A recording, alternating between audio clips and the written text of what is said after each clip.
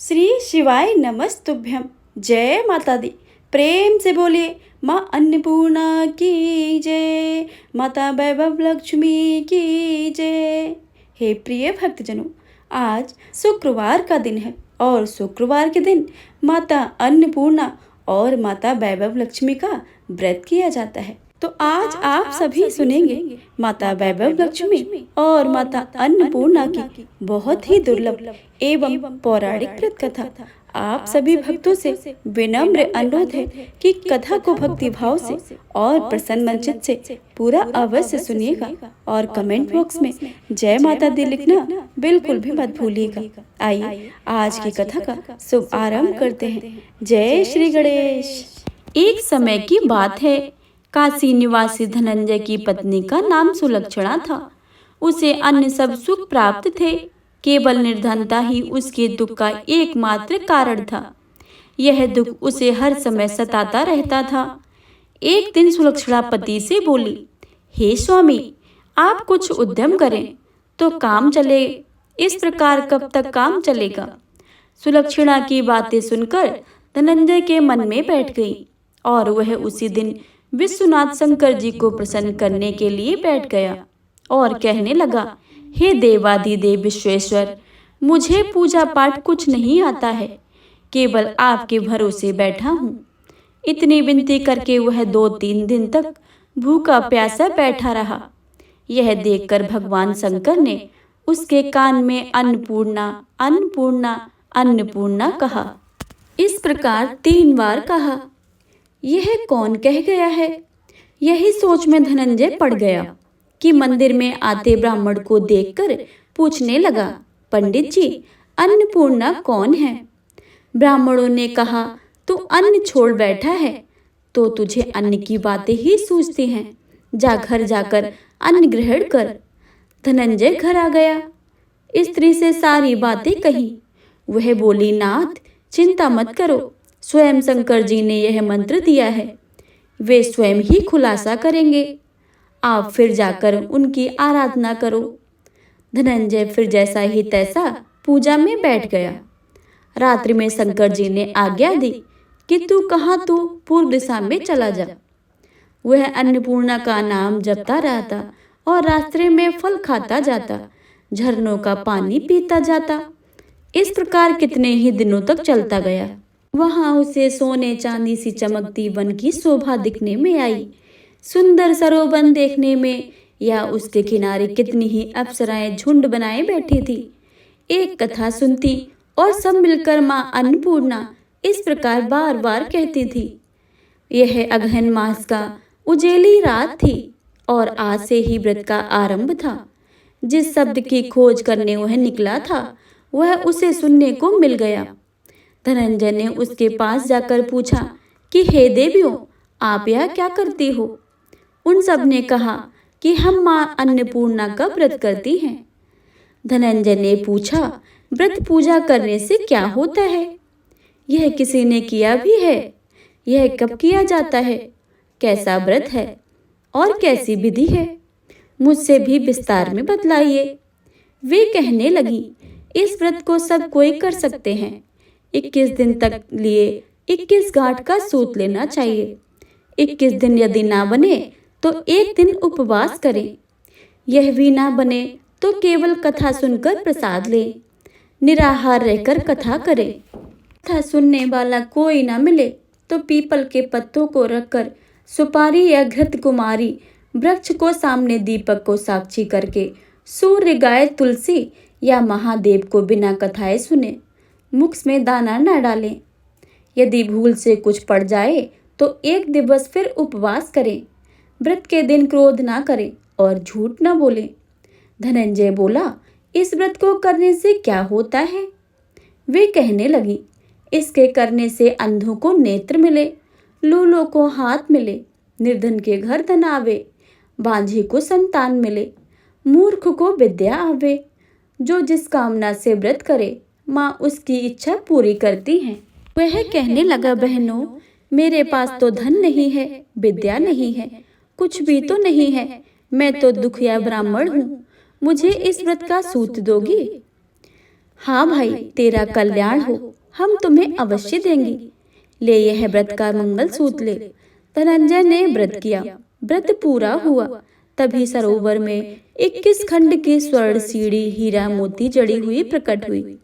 धनंजय जय अन्नपूर्णा अन्नपूर्णा कहता जाता था। इस प्रकार कितनी ही सीढ़ियां उतर गया तो क्या देखता है कि करोड़ों सूर्य से प्रकाशमान अन्नपूर्णा का मंदिर है। उसके सामने स्वर्ण सिंहासन पर माता अन्नपूर्णा विराजमान है। सामने भिक्षा हेतु शंकर भगवान खड़े हैं। देवंगनाएं चोर ढुलाती हैं। कितनी ही हथियार बांधे पहरा दे रही हैं। धनंजय दौड़कर जगदम्बा के चरणों में गिर गया। देवी उसके मन का कलेश जान गई। धनंजय कहने लगा कि माता, आप तो अंतर्यामिनी हो, आपको अपनी दशा क्या बताऊं। माता बोली, मेरा व्रत किया है, जा संसार तेरा सत्कार करेगा। माता ने धनंजय की जिह्वा पर बीज मंत्र लिख दिया। अब वह तो उसके रोम रोम में विद्या प्रकट हो गई। इतने में क्या देखता है कि वह काशी विश्वनाथ के मंदिर में खड़ा है। माँ का वरदान लेकर धनंजय घर आ गया। सुलक्षणा से सारी बातें कही। माता जी की कृपा से उसके घर में संपत्ति उमड़ने लगी। छोटा सा घर बहुत बड़ा गिना जाने लगा।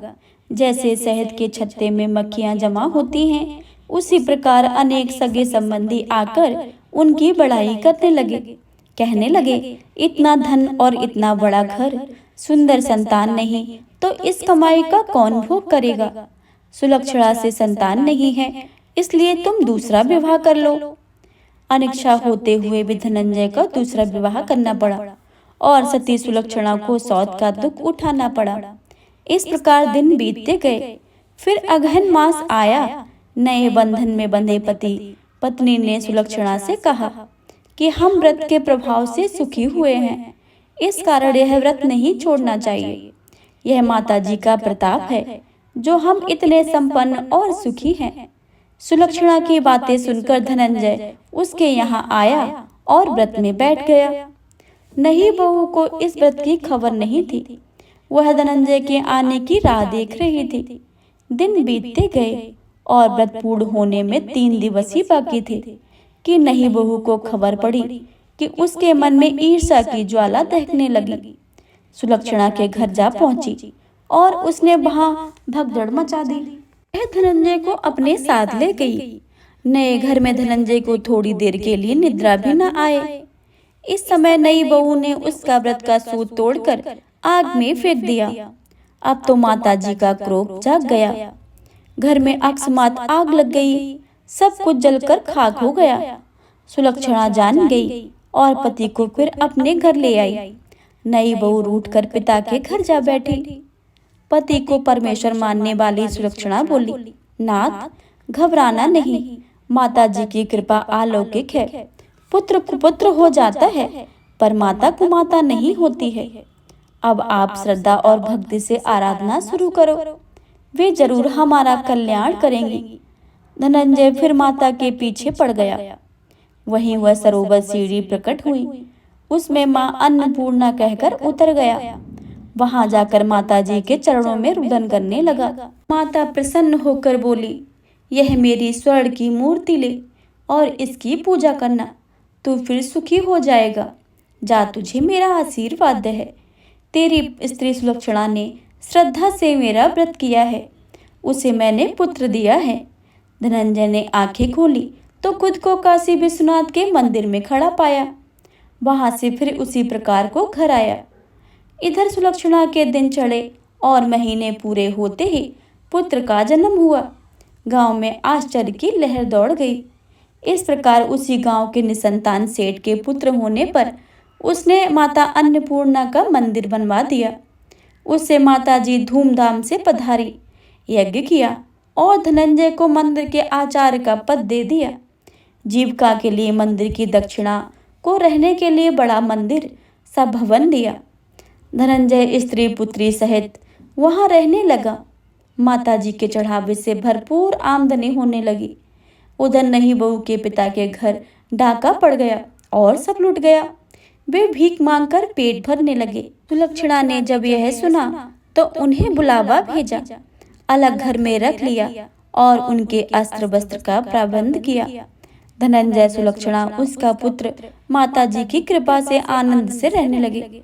माताजी ने इनके भंडारे भरे, वैसे ही सबके भंडारे भरे। इनसे बोले माता अन्नपूर्णा की जय। प्रिय श्रोताओं, आइए आप सुनते हैं माता लक्ष्मी की वैभव लक्ष्मी व्रत की कथा। तो आप पूरे भक्ति भाव से और मन लगाकर पूरा अवश्य सुने। किसी शहर में अनेक लोग रहते थे। सभी अपने अपने कामों में लगे रहते थे। किसी को किसी की परवाह नहीं थी। भजन कीर्तन भक्ति भाव दया माया परोपकार जैसे संस्कार कम हो गए हैं। शहर में बुराइयां बढ़ गई थी। शराब जुआ रेस व्यभिचार चोरी डकैती वगैरह बहुत से गुनाह शहर में होते थे। इतने बावजूद शहर में कुछ अच्छे लोग भी रहते थे। ऐसे ही अच्छे लोगों में शीला और उनकी पति की गृहस्थी मानी जाती थी। शीला धार्मिक प्रवृत्ति की थी और संतोषी स्वभाव वाली थी। उनका पति भी विवेकी और सुशील था। शीला और उसका पति कभी किसी की बुराई नहीं करते थे और प्रभु भजन में अच्छी तरह समय व्यतीत करते थे। शहर के लोग उनकी गृहस्थी की सराहना करते थे। देखते ही देखते समय बदल गया। शीला का पति बुरे लोगों से दोस्ती कर बैठा। वह जल्द से जल्द करोड़पति होने को ख्वाब देखने लगा, इसलिए वह गलत रास्ते पर चल पड़ा। फलस्वरूप वह करोड़पति बन गया, यानी रास्ते पर भटकते भिखारी जैसी उसकी हालत हो गई थी। शराब जुआ रेस चरस गांजा वगैरह बुरी आदतों में शीला का पति भी फंस गया। दोस्तों के साथ उसे भी शराब की आदत हो गई। इस प्रकार उसने अपना सब कुछ रेस जुआ में गवा दिया था। शीला को पति के बर्ताव से बहुत दुख हुआ, किंतु वह भगवान पर भरोसा रखकर सब कुछ सहने लगी। वह अपना अधिकांश समय प्रभु भक्ति में बिताने लगी। अचानक एक दिन दोपहर को उनके द्वार पर किसी ने दस्तक दी। शीला ने द्वार खोला तो देखा एक माजी खड़ी थी। वे बड़ी उम्र की लगती थी, किंतु उनके चेहरे पर अलौकिक तेज निखर रहा था। उनकी माँ आंखों में मानो अमृत सा बह रहा था। उनका भव्य चेहरा करुणा और प्यार से छलकता था। उनको देखते ही शीला के मन में अपार शांति छा गई। वैसे शीला इस माजी को पहचानती न थी, फिर भी उनको देखकर शीला के रोम रोम में आनंद सा छा गया। शीला माजी को आदर के साथ घर में ले आई। घर में बिठाने के लिए कुछ भी नहीं था, अतः शीला ने सकचाकर एक फटी हुई चादर पर उनको बिठाया। माजी ने कहा, क्यों शीला, मुझे पहचाना नहीं? शीला ने सकचाकर कहा कि माँ, आपको देखते ही बहुत खुशी हो रही है, बहुत शांति हो रही है। ऐसा लगता है कि मैं बहुत दिनों से जिसे ढूंढ रही हूँ वो आप ही हैं, पर मैं आपको पहचान नहीं सकती। माजी ने कहा, क्यों मुझे भूल गई? हर शुक्रवार को लक्ष्मी जी के मंदिर में भजन कीर्तन होते हैं, तब मैं भी वहाँ आती हूँ। वहाँ हर शुक्रवार को हम मिलते हैं। पति गलत रास्ते पर जब से चला गया, तब से शीला बहुत दुखी हो गई थी और दुख की मारी लक्ष्मी जी के मंदिर में भी नहीं जाती थी। बाहर के लोगों के साथ नजर मिलाते उसे शर्म लगती थी। उसने याददाश्त पर जोर दिया, पर माजी याद नहीं आ रही थी। तभी माजी ने कहा कि तू लक्ष्मी जी के मंदिर में कितने मधुर भजन गाती थी, अभी अभी तू दिखाई नहीं दी, इसलिए मुझे हुआ कि तू क्यों नहीं आती है, कहीं बीमार तो ना हो गई। ऐसा सोचकर मैं तुझसे मिलने चली आई। माजी के अति प्रेम भरे शब्दों से शीला का हृदय पिघल गया। उसकी आंखों में आंसू आ गए। माजी के सामने वह बिलक बिलक कर रोने लगी।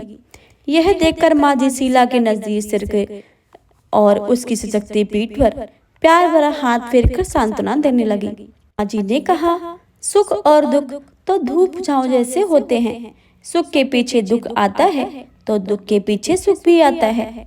धैर्य रखो बेटी, तुझे क्या परेशानी है?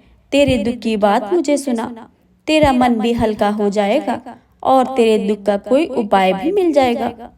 माजी की बात सुनकर शीला के मन को शांति मिली। उसने माजी को कहा कि माँ, मेरी गृहस्थी में भरपूर सुख और खुशियाँ थी। मेरे पति भी सुशील थे। भगवान की कृपा से पैसे की बात में भी हमें संतोष था। हम शांति से गृहस्थी चलाते ईश्वर भक्ति में अपना वक्त व्यतीत करते थे। यह हमारा भाग्य हमसे रूठ गया। मेरे पति को बुरी दोस्ती हो गई।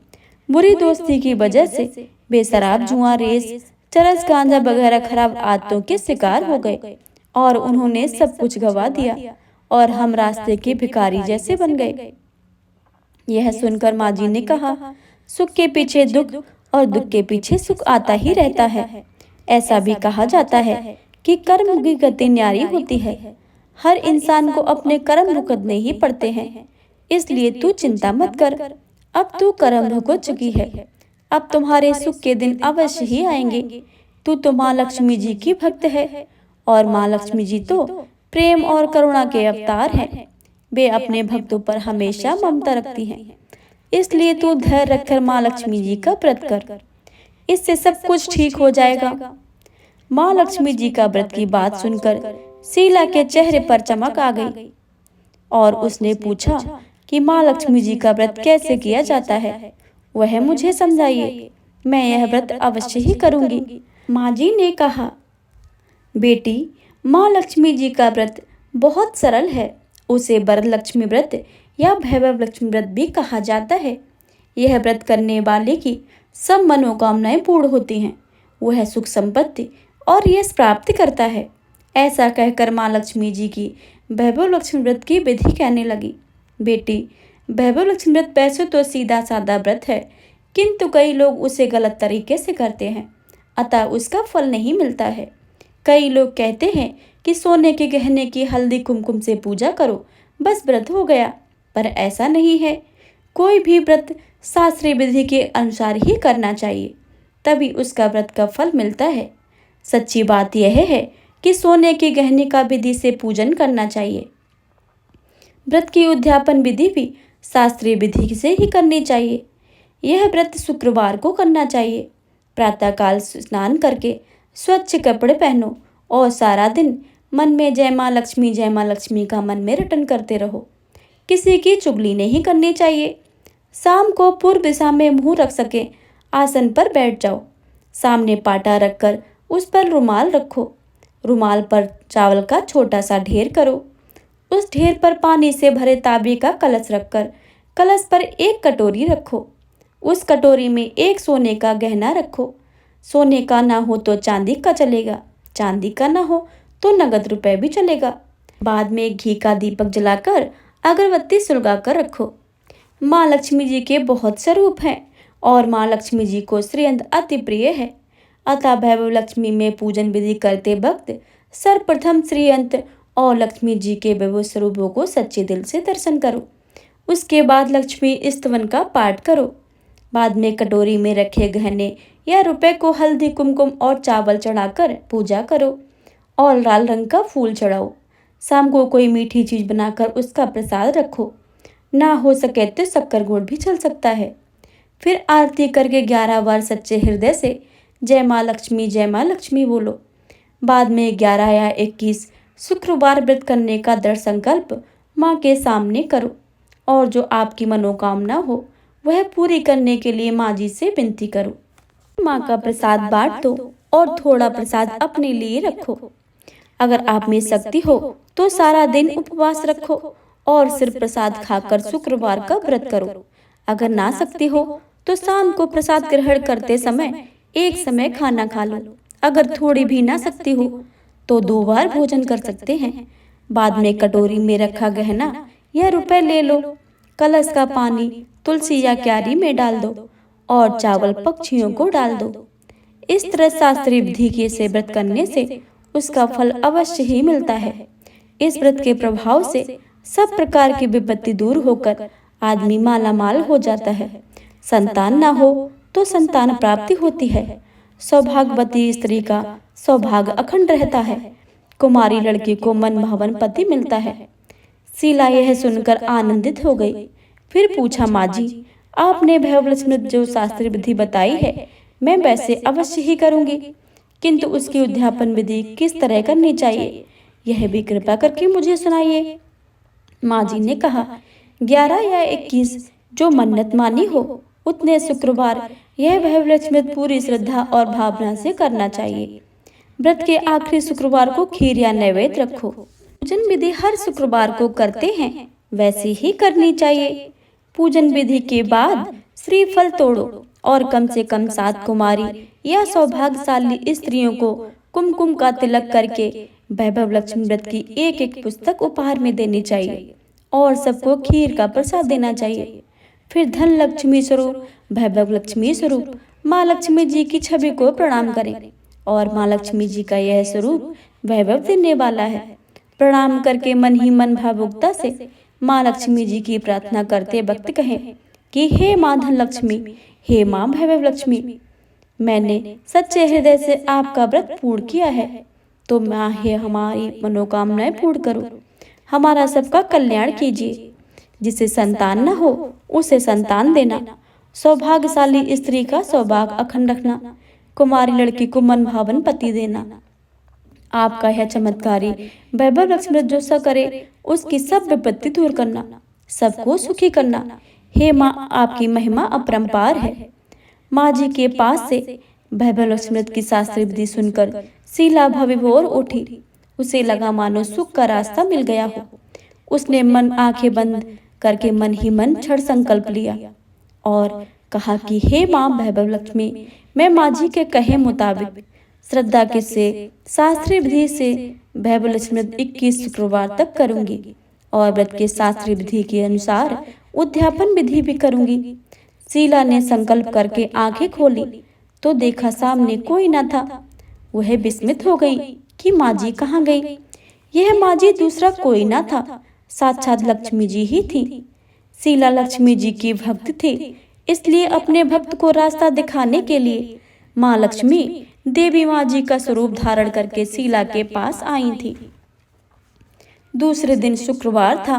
प्रातः काल स्नान करके स्वच्छ कपड़े पहनकर शीला ने मन ही मन श्रद्धा और पूरे भाव से जय माँ लक्ष्मी का मन में रटन करने लगी।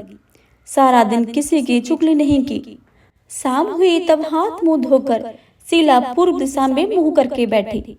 घर में पहले सोने गहने बहुत से थे, पर पति ने गलत रास्ते पर चलकर सब गहने गिरवी रख दिए थे।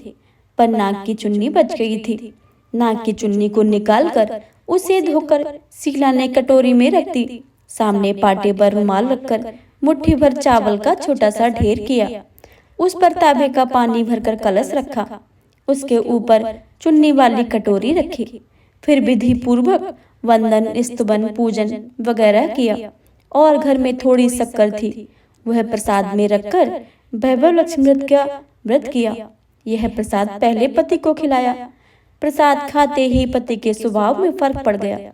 उस दिन उसने शीला को मारा नहीं और सताया भी नहीं। शीला को बहुत आनंद हुआ। उसके मन में वैभव लक्ष्मी के लिए श्रद्धा और भी बढ़ गई। शीला ने पूर्ण श्रद्धा से, भक्ति से 21 शुक्रवार तक व्रत किया। 21वें शुक्रवार को विधि पूर्वक इस्ध्यापन विधि करके 7 स्त्रियों को वैभव लक्ष्मी की 7 पुस्तकें उपहार में दी। फिर माता जी के धनलक्ष्मी स्वरूप को छवि को बंधन करके भाव से मन ही मन प्रार्थना करने लगी। हे मां धनलक्ष्मी, मैंने आपका वैभव लक्ष्मी करने की जो मन्नत मानी थी वह व्रत आज पूर्ण किया है। हे माँ, हमारे हर विपत्ति को दूर करो, हमारा सबका कल्याण करो।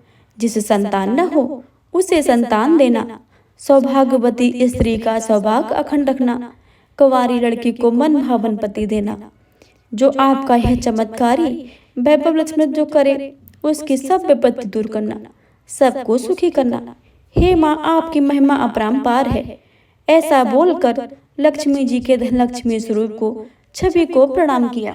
इस तरह शास्त्रीय विधि से शीला ने श्रद्धा से व्रत किया और तुरंत ही उसे फल मिला। उसका पति सही रास्ते पर चलने लगा और अच्छा आदमी बन गया और कड़ी मेहनत करके व्यवसाय करने लगा। धीरे धीरे समय पर व्यतीत हुआ और उसने शीला के गिरवी रखे हुए गहने छुड़ा लिए। घर में धन की बाढ़ सी आ गई। घर में पहले जैसी सुख शांति छा गई। वैभव लक्ष्मी व्रत के प्रभाव को देखकर मोहल्ले की दूसरी स्त्रियां भी शास्त्रीय विधि से वैभव लक्ष्मी व्रत करने लगी। हे मां धनलक्ष्मी, आप जैसे शीला पर प्रसन्न हुई हैं, उसी तरह आपका व्रत करने वाले सब पर प्रसन्न होना। हे वैभव लक्ष्मी माँ, आपकी इस व्रत कथा को सुनने वाले, पढ़ने वाले तथा हुंकार भरने वाले सब पर अपनी कृपा बनाए रखना।